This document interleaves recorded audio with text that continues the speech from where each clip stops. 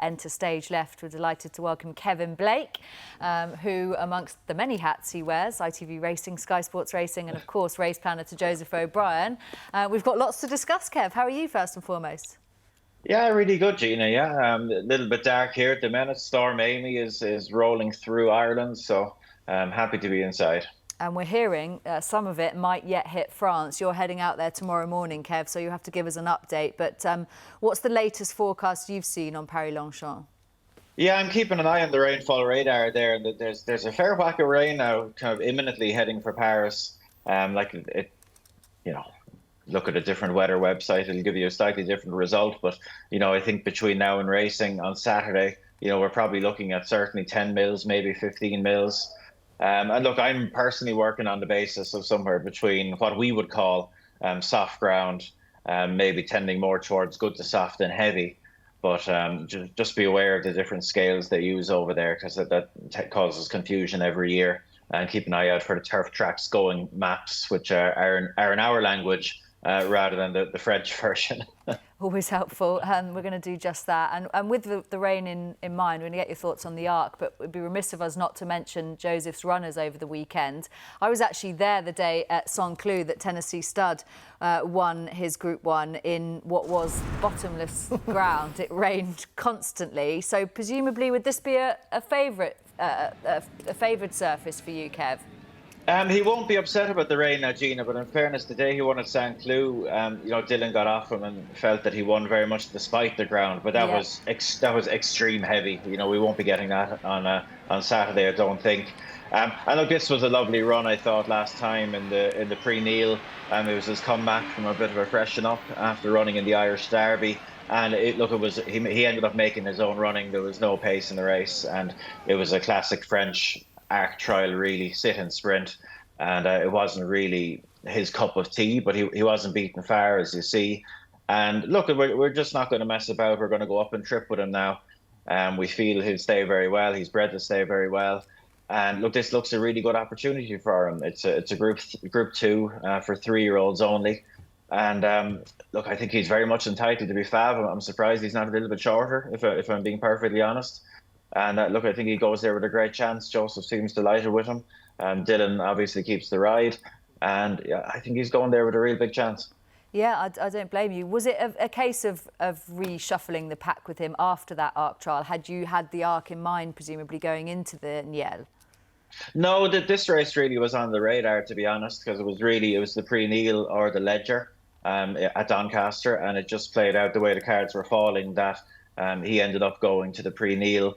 But look, it was with a view to stepping up in trip, because I suppose we persevered with Al Rifa at around 1.5 miles for a little while. But with this fella who doesn't have a dissimilar profile, he looks ready to go up and trip now. And having a look at him, at his stamina now, will allow us to plan, for the immediate future, but as well as that for next season as well. Yeah, another son of Wootton Bassett, so fingers crossed for him. We might take the long way run in the Opera, Kevin? Is that the plan? Yeah, that's been the plan since the Irish Oaks. I thought she ran a belter there. I thought she briefly, had Minnie Hawke in a little bit of trouble there. She travelled a little bit better than her, and just got, I suppose, maybe outstayed late on. Class probably telling as well. We know all about Minnie Hawke and how good she is. But she looks like, and we all came away from that day thinking, God, wouldn't you love to get an ease on the ground in the Prix de l'Opera for her? The combination of 1.25 miles on soft ground will suit her really, really well. She had a race course gallop there 11 days ago or so at Fairyhouse, went very well. Her preparation's been really smooth. And look, in what is a pretty wide open Prix de l'Opera, I feel, I think she goes there with a right chance again. Yeah, I would agree with that. It is an interesting race. See the Fire heads it 5-2. You're around 13-2 at the moment. Have you got anything else along Longchamp of the weekend or elsewhere to mention? Emmet is taking on Tennessee Stud in the Chardonnay. He's short enough in the market now. Look, I suppose his stamina is proven, having run over a similar distance last time. He reopposes the one that beat him that day, beat him very well. But look, he's progressive, and hopefully he'll run another big race. And Princess Child goes in the Daniel Wilderstein.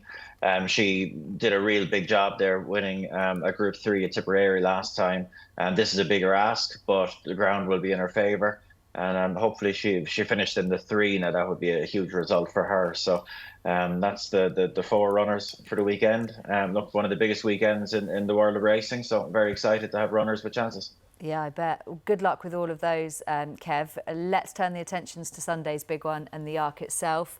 We'll bowl straight in there with the 1, 2, 3. Or who's the most likely winner for you, Kev? Who are you most interested in?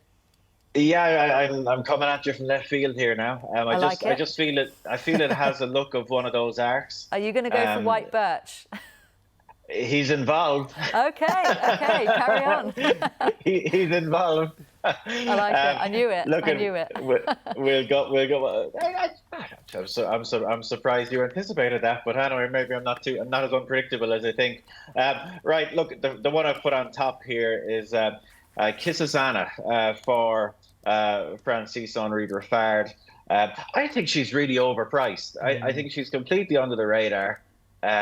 She's by Le Havre, out of a Sea of Stars mare, from a family just riddled with stamina, so she's bred to be a slow burner. But look, her form this year has been really, really good, and you have to pay attention to what she did last time in the Prix Jean Romanet, because she beat Servi and beat her well. And like Servi has form tying in with Aventure, with Whirl. She ran very well in the Arc itself last year.